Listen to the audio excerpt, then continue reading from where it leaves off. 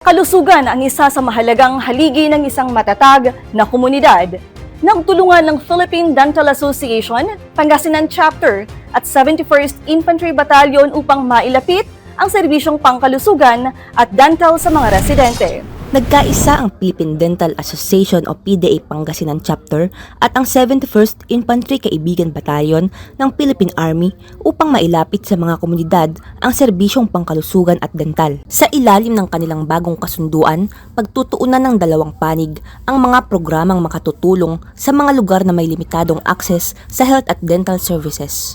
Kaugnay nito, isinagawa ang courtesy call ni Dr. Esmeralda Buenaventura, incoming President ng PDA Pangasinan Chapter, kay Lieutenant Colonel Christopher C. Manimtim, Commanding Officer ng 71st IB sa headquarters ng batalyon sa Camp Andres Malong, Barangay San Isidro Norte, Binmali, Pangasinan. Kasabay sa pagpupulong ang paglagda sa Memorandum of Agreement o MOA na magsisilbing balangkas sa mas organisado at tuloy-tuloy na koordinasyon ng dalawang organisasyon. Sa pamamagitan ng kasunduan, isusulong ang magkatuwang na health at dental activities, partikular sa mga komunidad na higit na nangangailangan ng ganitong serbisyo.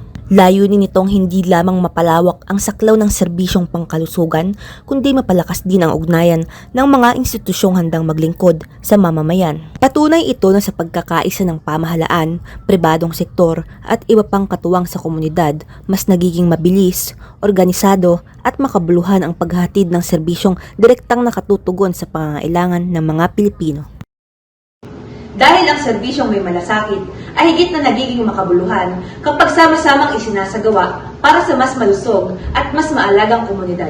Mula rito sa Binmali, Pangasinan, ako si Justin Audencial, ang inyong pamilyang kaugnay para sa matatag na bungkatihan ng Pilipinas.